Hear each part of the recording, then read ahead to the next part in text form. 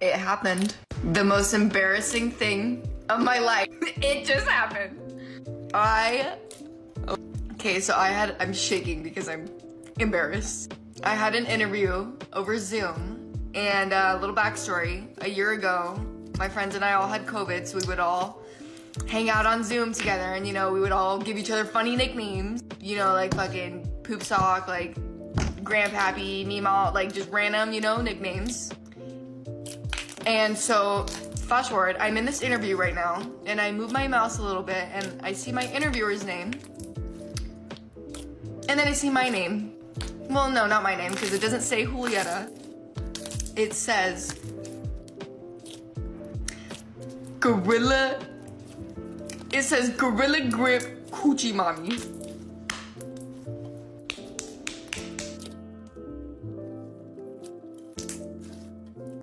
Am I the asshole for not letting my best friend have her wedding on my property after being uninvited? One of my 29-year-old male best friend Carla, 31-year-old female, is getting married soon. It's only meant to be a small backyard type of wedding, but they've been planning it for a few months now, and originally it was supposed to be on my property. They wanted it because it's private, has lots of open space for the reception, a nice view, and the house could be used for them to get ready and stuff. Of course I said yes. She and her fiance Rick were very happy. The thing is, Carla and I do have a history. We went out on and off in college but decided to stay friends. Then I met my wife, we got married, and Carla met Rick, and now here they are. Now my wife knows I went out with Carla back in college and she didn't care. Carla still went to our wedding and everything. I never knew if Rick was told or not. It's not my relationship, therefore not my business to say anything, so I never did. Rick found out recently and not in the best way. Not sure how, but from what I heard from friends is that one mutual friend told him no idea why we used to date.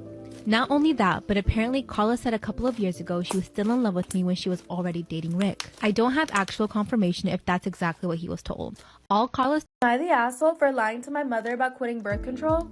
My mom's always been very controlling. Months ago, I started feeling incredibly moody and angry for no reason, and my mom thinks it's because of my birth control. Not because of me working 40 hours a week and having a rough relationship. Any chance she could get, she would blame it on my birth control. I told her I considered quitting, but she forced me. I told her I quit and she said I was back to my normal self. But I lied to her. I wanted to see if it was really my birth control. Work is more comfortable and my relationship is better now. Yesterday, she told me how much I changed for the better, and I told her I never quit. She was furious with me. She demanded why I would lie to her for so long, and she felt betrayed. I told her I don't owe her anything and it's not up to her.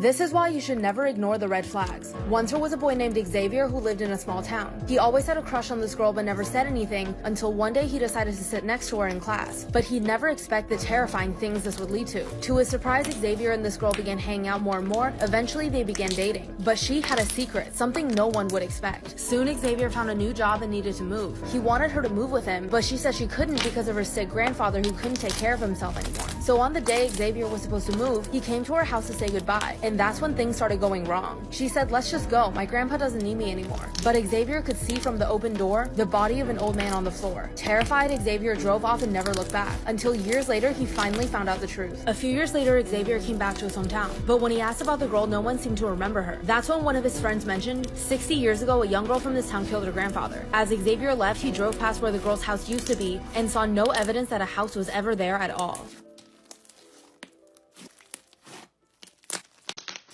I have a 16-year-old babysitter who watches my 4 and 8-year-old. She watches my kids from 9 to 7 from Monday through Saturday, so I asked if she liked anything stocked up in the pantry or the fridge. She mentioned that she really likes seltzer water, and I bought them for the first month, but honestly, I forgot after a while and never kept any in the fridge. A few days ago, I bought hard seltzers for me and my husband and didn't think anything of it. While I'm at work, she messaged me to say if I can come home early because she's not feeling well. I asked her to try and hold out until the end of the day. Not too long after, she called me crying, saying that something was wrong and she had to go home. She was drunk clearly. She had drank the hard seltzers that were in the fridge. I told her to leave and she walked home. She called me the next day crying that she didn't know that the hard seltzers had alcohol in them. Both her parents were alcoholics and she was diagnosed with PTSD regarding alcohol. She never planned on drinking in general. I told her not to come back as she put my children in danger. She says she really didn't know and she cares deeply about my children and would never ever drink or put them in danger. She really can't afford to lose this job. I told her to find a real job and that it wasn't my fault she got drunk. My husband says I'm being very rude and that she did try to reach out when she wasn't feeling well. And my kids are upset to see her go. My husband and I have a 3-year-old son together, and there has never been any doubt that my husband is the father. Last week, he came to me and said for the last few months he had been plagued with this anxiety that our son is not his. They don't look identical, but they definitely share similar features, and I see my husband whenever I look at my son. I was obviously blindsided by this and asked him to explain why he thought that he wasn't the father, and he couldn't really provide an answer other than a gut feeling. He asked me for a paternity test and I said hell no. He said he could just do it without my permission, and I told him if he did that I would never forgive him. My husband does not have a history of anxiety, but he did lose his job back at the start of the pandemic. I thought he was just stressed out, and I told him if he went to therapy and maybe started taking some anti-anxiety meds that I would consider getting the paternity test. He got upset and said that once he got the results of the test back he wouldn't be anxious anymore. He again threatened to just get the test without my permission, and I told him that this would end our relationship. My friends and family are divided over this. Some think I should just take the test, and others are saying he's being insane and that if I cave to this they're just going to be